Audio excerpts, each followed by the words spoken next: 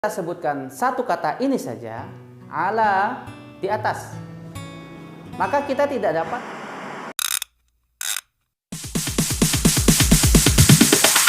kick.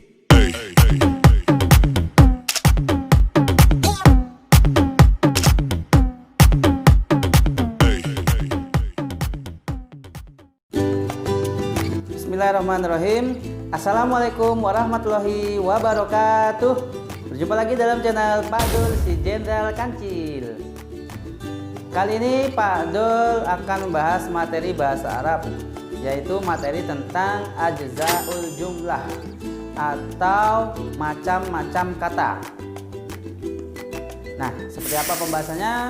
Sebelum Pak Dul bahas, alangkah baiknya jika kalian like, komen, share, dan subscribe, serta tekan tombol loncengnya agar Pak Dul selalu semangat update video-video terbaru untuk kalian.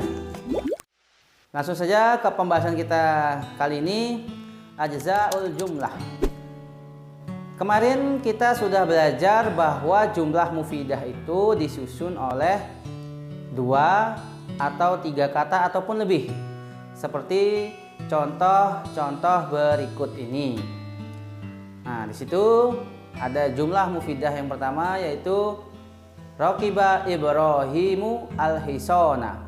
Ibrahim mengendarai kuda.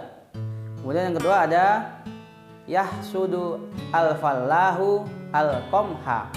Petani memanen gandum. Kemudian yang ketiga ada Tajri as-safinatu 'alal ma'i. Perahu melaju di atas air. Nah, ini tadi adalah contoh-contoh dari jumlah mufidah. Nah, apa yang kita bahas dari kalimat-kalimat ini? Kita akan membahas macam-macam kata atau kata-kata yang menyusun jumlah-jumlah mufidah yang ada di contoh ini. Nah, yang pertama, jika kita lihat pada kalimat-kalimat tadi, di situ terdapat kata Ibrahim, al-fallahu. Di situ adalah kata untuk menamai orang. Jadi Ibrahim itu artinya nama orang, Ibrahim.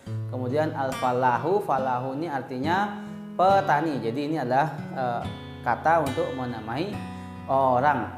Kemudian di situ juga ada kata al-hisona.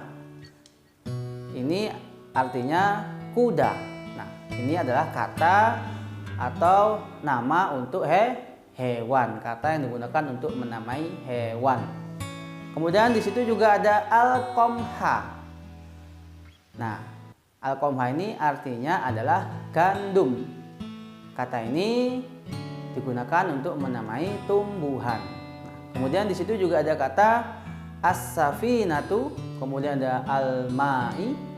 Ini adalah kata untuk menamai benda. As-safinatu artinya perahu dan al-ma'i ini adalah air. Nah, kata-kata ini adalah kata-kata yang digunakan untuk menamai orang, hewan, tumbuhan, benda, dan sebagainya. Kata-kata ini disebut juga dengan isim atau nama. Nah, jadi kata-kata yang digunakan untuk menamai hal-hal tadi, orang, hewan, tumbuhan, benda, dan sebagainya, disebut juga dengan isim. Nah, jadi yang pertama, bagian dari kalimat ini atau kata yang menyusun kalimat ini adalah isim. Kemudian lanjut pada bagian kedua. Nah, kembali lagi pada contoh-contoh kalimat tadi. Di situ terdapat kata raqiba, artinya mengendarai. Kemudian yahsudu, memanen, dan tajri atau melaju. Nah, ini adalah kata yang menunjukkan terjadinya sebuah pekerjaan atau aktivitas pada masa tertentu, atau kita sebut juga dengan fi'il. Misalkan pada kata raqiba ini artinya mengendarai. Ini menunjukkan pengendaraan pada masa lampau atau disebut juga dengan fi'il madhi. Kemudian kata yahsudu kata yahsudu ini artinya memanen. Nah, ini menunjukkan pemanenan pada masa saat ini atau yang sedang berlangsung, atau disebut juga dengan fi'il mudhari. Kemudian ada juga kata misalkan uktub, tulislah.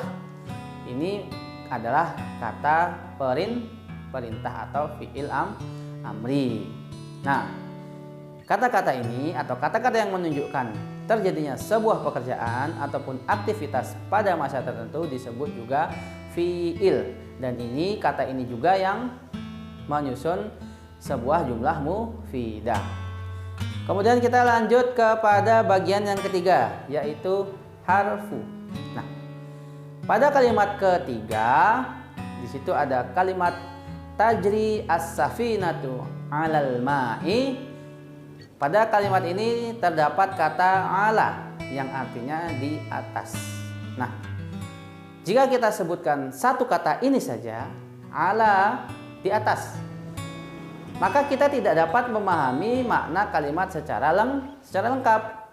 Tapi jika disebutkan keseluruhan kata dalam kalimat ini, maka dapat dipahami maknanya secara lengkap. Jadi tajri as-safinatu 'alal ma'i, perahu melaju di atas air. Nah, segala kata yang tidak menunjukkan maknanya secara lengkap kecuali dia disebutkan bersama kata selainnya disebut juga dengan harfu. Dan ini juga merupakan bagian dari jumlah mufidah atau kata yang menyusun jumlah mufidah. Bagaimana kesimpulannya? Kesimpulannya, terdapat 3 macam kata yang menyusun jumlah mufidah. Yang pertama yaitu isim. Isim adalah segala kata yang digunakan untuk menamai orang, hewan, tumbuhan, benda, dan sebagainya. Kemudian kata yang kedua adalah fi'il. Segala kata yang menunjukkan terjadinya pekerjaan atau aktivitas pada masa ataupun waktu tertentu. Biasa kita kenal dalam bahasa Indonesia juga kata kerja. Kemudian macam kata yang ketiga adalah harfu.